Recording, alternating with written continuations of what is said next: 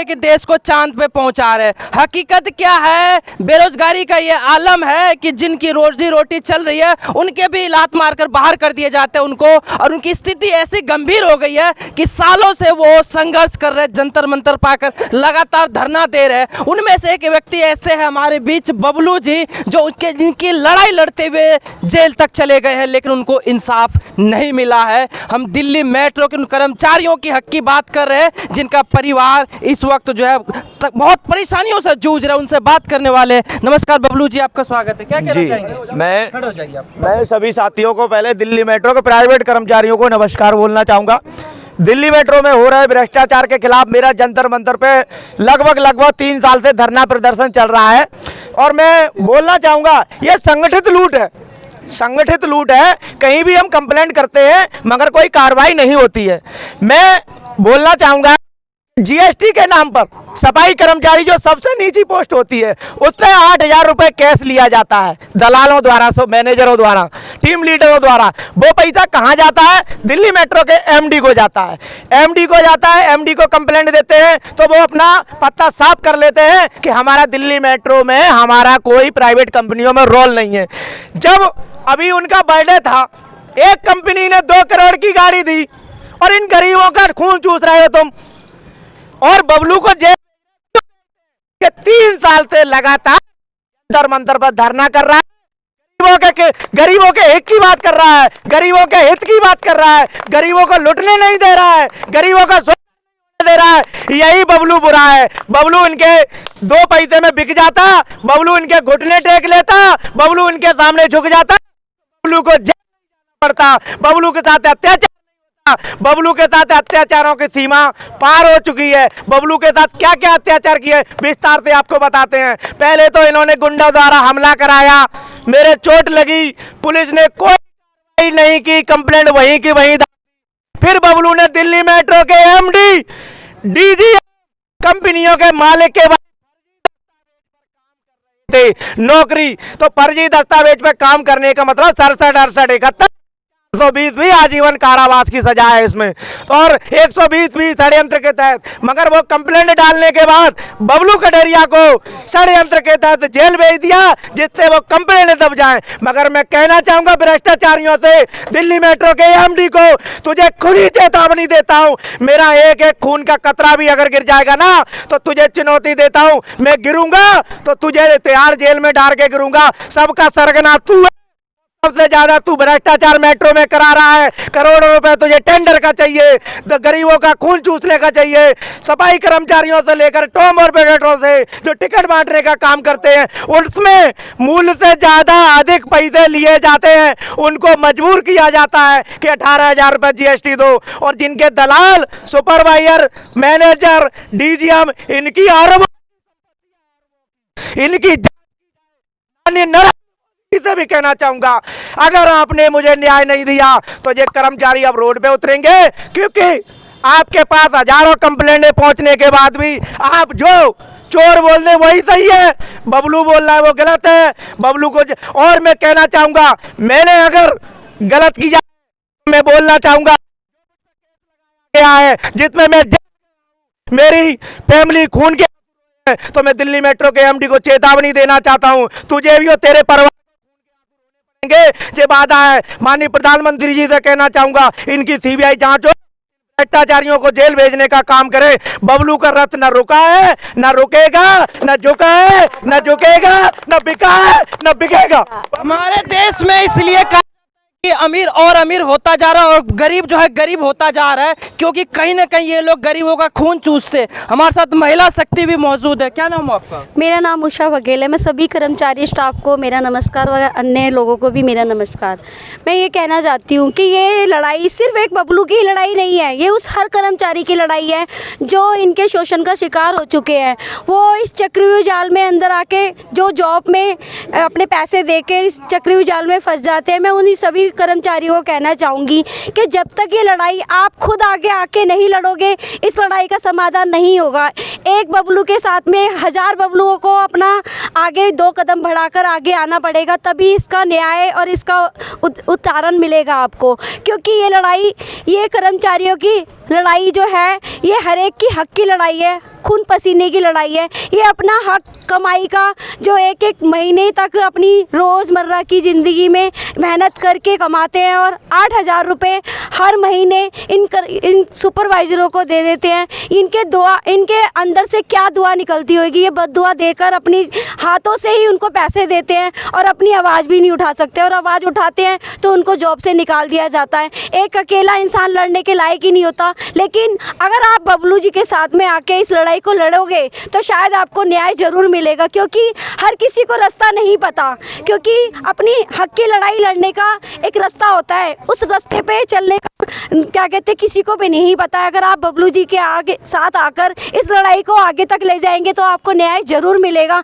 मैं उन महिलाओं से भी कहना चाहती हूँ जो आज आगे आकर अपनी हक की लड़ाई और अपने दुखों को कर रही हैं, उसी तरीके से मैं आगे आने वाले उन बच्चों को भी समझाना चाहती हूँ कि मेट्रो की जॉब एक चक्रव्यूह जाल की जॉब है। इस जॉब के फंदेवाड़े में आप ना फंसें। आगे से मैं आपसे अनुरोध करना चाहती हूँ, इस जॉब के लिए क्या कहते हैं, ये बाहर से इतनी स्टैंडर्ड जॉब है एक मेट्रो की जॉब, लेकिन ये एक चक्रव्यूह जाल है जिसमें लोगों को भ्रमित करके इस चक्रव्यूह जाल में फंसाया जाता है। जब ये लोग इस चक्रव्यूह जाल में फंस जाते हैं वो बाहर निकलने लायक नहीं रहते, क्योंकि ये पैसे दे के 50,000 रुपये क्या कहते हैं एक हाउस कीपिंग वाला देता है, 2 लाख रुपये एक टोकन ऑपरेटर देता है, और सुपरवाइज़रों को क्या कहते हैं इनकी खून चूसने के लिए खड़ा कर दिया जाता है। इस सच्चाई को ब्याह एक बबलू जी ने ही किया है और 3 साल से ब्याह कर रहे हैं। इस सच की लड़ाई को वो इतनी आगे तक लेके गए हैं कि उन्होंने अपना तन मन धन सब कुछ इस पे बयान कर दिया है, लेकिन इस हक की लड़ाई को वो लड़ते जा रहे हैं। इस सुनवाई को आगे बढ़ाने के लिए आप सबको भी आगे आना पड़ेगा।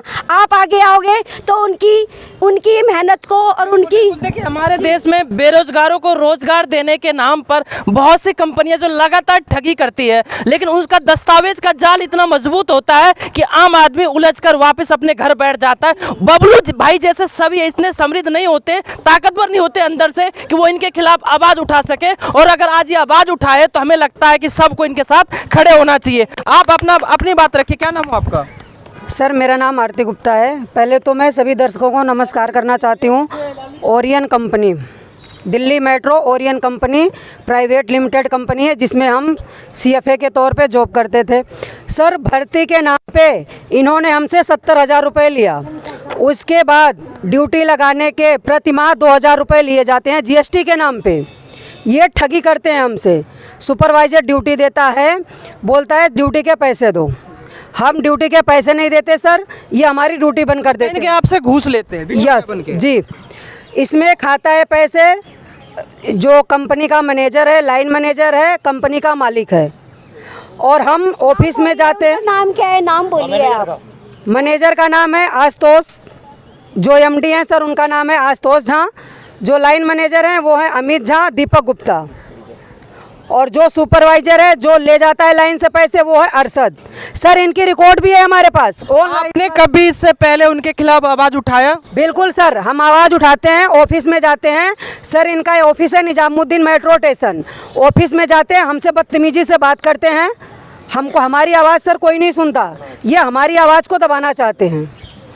बिल्कुल। जब हम उनसे बोलते हैं सर हमसे घूस लिया गया, हमसे GST लेते हैं, तो कहते हैं जाओ जाओ जाओ, यहाँ कोई सुनवाई नहीं। इसलिए आज आप जंतर मंतर पे आए और बबलू भाई ने CBI जांच की मांग भी की आप अपने लिए। मैं CBI जांच की इसलिए करता हूं कि अगर मैंने गलत किया, जेल काट के आया तो उसकी CBI जांच होना चाहिए। मैं अब मीडिया के माध्यम से कहना चाहूंगा, जिस कंपनी ने केस लगाया ना, उसकी सारी रिकॉर्डिंग मेरे पास है कि कब तुमने मीटिंग करी है, कब मेरे साथ क्या क्या हुआ, कब तुम मेरे से मिले हो और क्या क्या बात की है। दिल्ली मेट्रो के MD के खिलाफ तुमने क्या क्या बोला है, DGM के खिलाफ क्या क्या बोला है, सब मेरे पास प्रूफ है। ये कोर्ट में दूंगा, मैं तुमको नहीं दूंगा, और कोर्ट में देने के बाद तुम भ्रष्टाचारियों को जेल भेजूंगा। दिल्ली मेट्रो के मैं एक प्राइवेट कर्मचारी है, जिस कंपनी ने हम पर केस लगाया था उस कर्मचारी पीड़ित है और ऐसे सैकड़ों कर्मचारी ये ब्याह से बताएंगे। इनसे जानना चाहिए, क्या नाम है आपका? सर मेरा नाम धर्मेंद्र सिंह है, एनसीएस टॉम ऑपरेटर में रह चुका हूं। अभी मेरा रिकॉल हो चुका है, उन बंदों ने निकाल दिया था मुझे। अभी मैं धरने पे आया हूं तो वहां से क्या है, यमुना बैंक पुलिस स्टेशन से कॉल आया कि दीपक बाबू ने आपके खिलाफ कंप्लेंट लिखाई है, आप थाने आ जाओ। मतलब कहीं ना कहीं अगर ये आवाज उठाए तो इनको पुलिस प्रशासन के द्वारा जो दबाव बनाया जाता है इनके ऊपर, सही बात है? बिल्कुल सर। आप चिंता मत करिए, आपके साथ पूरा मीडिया, पूरा ये सामाजिक संस्थान लोग सब खड़े हैं। क्या नाम है सर, क्या कुछ कहना चाहेंगे आप? जी, अखिल भारतीय कांग्रेस सामाजिक संगठन के राष्ट्रीय अध्यक्ष डॉक्टर मोहम्मद रियाज मेरा नाम हुआ और मैं जो है यहाँ आया हूँ। ये इन लोगों की जो समस्याएं हैं, समस्या बहुत गहरी है कहीं ना कहीं। हाँ, बहुत गहरी है और बहुत चिंताजनक है। और यहाँ भ्रष्टाचार के बारे में लोग जानते नहीं है, लेकिन आज जो है मोदी जी कह रहे हैं कि हम भ्रष्टाचारियों को ख़त्म कर रहे हैं, भ्रष्टाचार ख़त्म कर रहे हैं, लेकिन आज जो है जितना ये भ्रष्टाचार जो है जड़ में पहुँच चुका है, आज देखिए कि इन लोगों को कितना परेशानी हो रहा है। और ये हमें पता चला है कि यहाँ दलित लोगों के साथ जो है भेदभाव किया जाता है मेट्रो में, और दलित और मुस्लिम और जात के लोग, जो नीचे जात के लोग हैं, उन लोगों के साथ जो है यहाँ भेदभाव करके और इनको जो है उनको सताया जाता है। और उनसे 2 लाख 3 लाख और ये जीएसटी के नाम पे पैसे लिए जा रहे हैं। ये किस बात के पैसे लिए जा रहे हैं? मेट्रो के द्वारा। और मेट्रो जो है आज एक नई दिशा जो है, जो शीला दीक्षित थी तो एक नई दिशा दिखाई थी मेट्रो के तहत, लेकिन वो चीज़ जो है आज जो है वो दूसरी दिशा में चल रही है। और आज जो है ये भ्रष्टाचारियों का पर्याय बन चुका है मेट्रो। और ये मेट्रो जो है, आज मेट्रो जो है पूरे देश को एक दिशा दिखाने का काम कर रहा है। ये शीला दीक्षित ने जो दिया था, इसको मेट्रो को आगे बढ़ाया था। कहीं ना कहीं जो काम किया था वर्तमान में ऐसा काम नहीं चल रहा है, ये कहना? जी बिल्कुल। सुनीता जी, आपसे बात करना चाहेंगे। आप तो जमीनों पे घूमते हैं, लोगों से जुड़े हुए, आपके जैसे ही साथी सब है, आप पहला रिक्शा महिला ड्राइवर भी है, आप लोगों के दुख से वाकिफ़ है, आम लोगों से। क्या कहना चाहेंगे इनकी तकलीफ के बारे में? आज जो इनको डीएमआरसी जो इनको भर्ती करती है, जो उनके अधिकारी हैं, तो जितने भी ये कर्मचारी होते हैं इनसे पहले पैसा लिया जाता है, फिर इनको भर्ती किया जाता है। जब सैलरी की बात आती है तो इनका पैसा काट लिया जाता है, क्योंकि वो सीधा सैलरी तो इनको देते नहीं है। वो भी जो सैलरी मिलती है तो इनको दलालों के माध्यम से मिलती है, जो वहाँ दलाल बहुत बैठे हुए हैं। तो वैसे तो कहते हैं कि मजदूर रहेगा तो तभी तो कुछ काम हो पाएगा, लेकिन मजदूरों को तो खुद ही देखा, ये बबलू को जेल भेज दिया, तो कैसे लोग काम करेंगे? वैसे ही इनका सबका दिल टूट जाएगा। जो महिला हैं अब इनसे भी सबसे पैसा लिया जा रहा है, एक जो पुरुष है उनसे भी पैसा लिया जा रहा है। तो डीएमआरसी जो मेट्रो है, मेट्रो के अंदर नाम पे भर्ती करते हैं कि हाँ कर्मचारियों के लिए भर्ती है, बेरोजगारों के लिए भर्ती है, लेकिन जब भर्ती होने के लिए जाते हैं तो पहले ही इनसे पैसा ले लिया जाता है। और जब इनको तनख्वाह की बात आती है तो उसमें से भी काट लिया जाता है। जहाँ एक ड्रेस दी जाती है इनको, तो ड्रेस का भी पैसा काट लिया जाता है। तो ये तो बहुत परेशान है। तो मजदूर आदमी जाए तो जाए कहाँ? इनकी कोई आवाज़ भी सुनने वाला नहीं है, कोई आवाज़ ही नहीं आज क्या आप लोगों का समर्थन है इनके साथ में? इनको हमारा पूरा समर्थन है।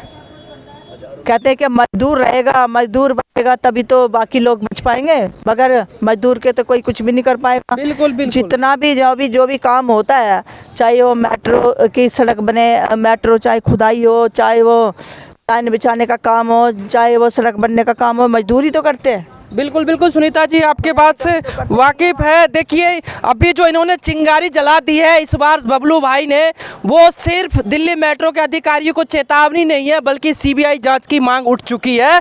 ये उन भ्रष्टाचारियों का पोल खुलने वाला है जो बेरोजगारों को धूर्त समझते हैं, उनके जेब को कुछ नहीं समझते हैं बल्कि उल्टा लूट लेते हैं। सबका पोल खुलने वाला है और बबलू भाई खोलने वाला है।